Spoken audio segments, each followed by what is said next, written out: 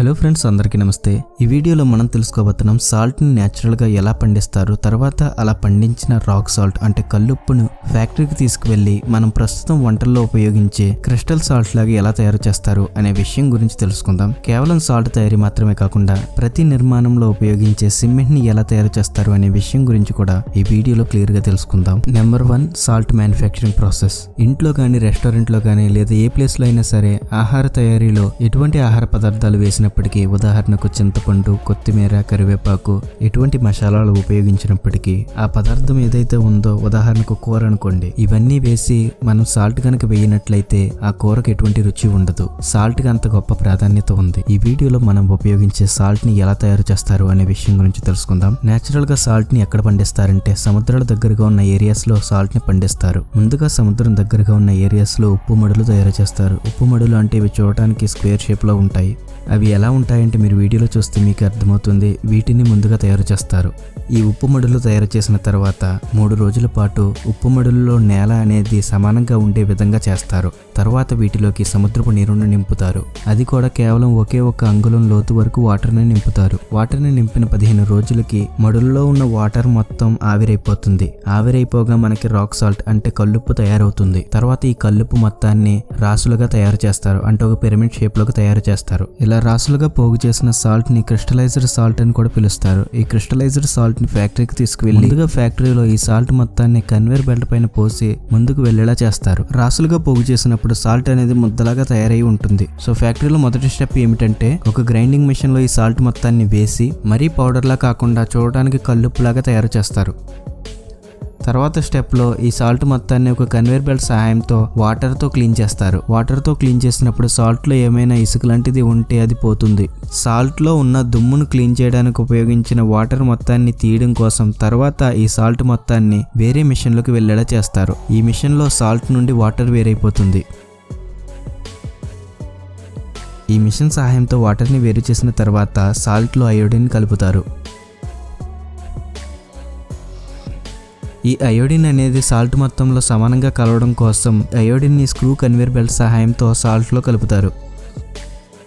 Salt లో iodine కలిపిన తర్వాత కూడా సాల్ట్ అనేది కాస్త తడిగా ఉంటుంది. ఆ తడి పోవడం కోసం ఈ సాల్ట్ మొత్తాన్ని డ్రైడ్ మిషన్ ద్వారా వెళ్లేలా చేస్తారు. ఈ స్టెప్ లో సాల్ట్ లో ఉన్న తడి మొత్తం పూర్తిగా పోతుంది. తర్వాత సాల్ట్ ని మెత్తగా తయారు చేయడం కోసం ఈ సాల్ట్ మొత్తాన్ని వైబ్రేటర్ స్క్రీన్ ద్వారా వెళ్లేలా చేస్తారు. ఈ వైబ్రేటర్ స్క్రీన్ అనేది సాల్ట్ మొత్తాన్ని మెత్తగా తయారు చేస్తుంది. ఈ విధంగా ఫ్యాక్టరీలో మనం వంటల్లో ఉపయోగించే సాల్ట్ అనేది తయారవుతుంది. ఇలా తయారు చేసిన సాల్ట్ ని ప్యాకేజింగ్ చేస్తారు. ఎక్కువ సాల్ట్ ని ప్యాకేజింగ్ చేయాలనుకుంటే పెద్ద పెద్ద బస్తాలలో సాల్ట్ ని నింపుతారు. అదే కేజీ, అరకేజీ సాల్ట్ ప్యాకెట్స్ తయారు చేయాలనుకుంటే ప్లాస్టిక్ కవర్స్ లో సాల్ట్ ని నింపుతారు. Number 2, cement manufacturing process. ఎటువంటి నిర్మాణంలో అయినా సరే అతి ముఖ్యంగా ఉపయోగించేది సిమెంట్. అసలు సిమెంట్ ని ఫ్యాక్టరీలో ఎలా తయారు చేస్తారు అనే విషయం గురించి వీడియోలో తెలుసుకుందాం. సిమెంట్ ని తయారు చేయడానికి ముఖ్యంగా ఉపయోగించేది లైమ్ స్టోన్ అంటే సున్నపు రాయి. లైమ్ స్టోన్ లో కాల్షియం కార్బోనేట్ అనేది బాగా ఎక్కువగా ఉంటుంది. అందుకే దీనిని సిమెంట్ తయారీలో ఉపయోగిస్తారు. సిమెంట్ తయారీలో అతి ముఖ్యంగా ఉపయోగించే రెండవ మెటీరియల్ ఏమిటంటే లెటరైట్.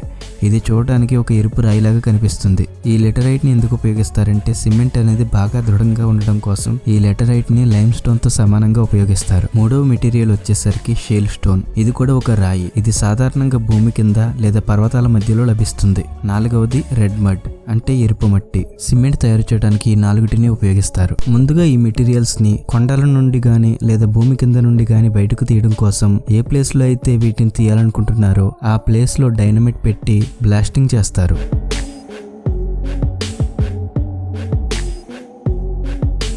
ఇలా బ్లాస్టింగ్ చేసినప్పుడు ఆ కొండ ఏదైతే ఉందో అది ముక్కలు ముక్కలుగా తయారవుతుంది. మనకు సిమెంట్ తయారీకి ముఖ్యంగా కావాల్సింది లైమ్ స్టోన్. ఈ లైమ్ స్టోన్ అనేది ఈ కొండ పర్వతాల మధ్యలోనే లభిస్తుంది. ముందుగా వీటిని బ్లాస్టింగ్ చేసి ఈ కొండను చిన్న చిన్న ముక్కలుగా మారుస్తారు. తర్వాత ఈ చిన్న చిన్న ముక్కలను ఫ్యాక్టరీకు ట్రక్స్ లో నింపి తీసుకువెళ్తారు.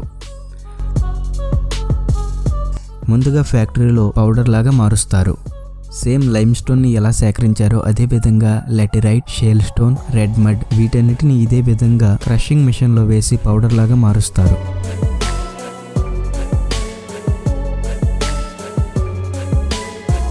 తర్వాత ఇలా తయారు చేసిన ఈ 4 పౌడర్స్ ని కలిపి ఒక కన్వేర్ బెల్ట్ పైన పోసి ముందుకు వెళ్లేలా చేస్తారు. ఈ కన్వేర్ బెల్ట్ పైన పోసిన ఈ పౌడర్ అనేది ఒక పెద్ద ఐరన్ ఫర్నెస్ లోకి వెళ్తుంది, అంటే ఒక పెద్ద ఇనప కొలిమిలోకి వెళ్తుంది. ఐరన్ ఫర్నెస్ లోకి వెళ్లిన పౌడర్ అనేది 1400 డిగ్రీ సెల్సియస్ నుండి 1600 డిగ్రీ సెల్సియస్ లో వేడి చేయబడుతుంది. ఈ ఐరన్ ఫర్నెస్ చూడటానికి ఒక పెద్ద పైప్ లాగా ఉంటుంది. ఎప్పుడైతే ఈ పౌడర్ అనేది ఐరన్ ఫర్నెస్ లోకి వెళ్ళిందో అప్పుడు ఈ ఐరన్ ఫర్నెస్ అనేది గుండ్రంగా తిరుగుతూ వీటిని వేడి చేస్తుంది. ఫర్నెస్ లో మంటని వెలిగించడం కోసం పనికిరాని ఐరన్ టైర్స్ ని ఉపయోగిస్తారు. ముందు చెప్పినట్లుగానే ఈ ఐరన్ ఫర్నెస్ లో ఉండే టెంపరేచర్ ఎంత అంటే 1400 డిగ్రీ సెల్సియస్ నుండి 1600 డిగ్రీ సెల్సియస్ ఉంటుంది.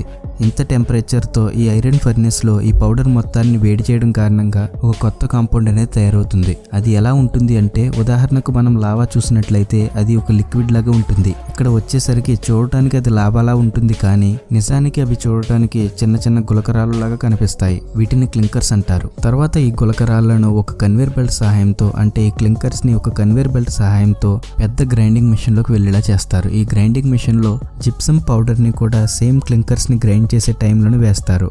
ఇలా వేయడం కారణంగా ఈ జిప్సమ్ పౌడర్ అనేది క్లింకర్స్ ని గ్రైండ్ చేసే టైంలో వీటిలోకి బాగా కలుస్తుంది.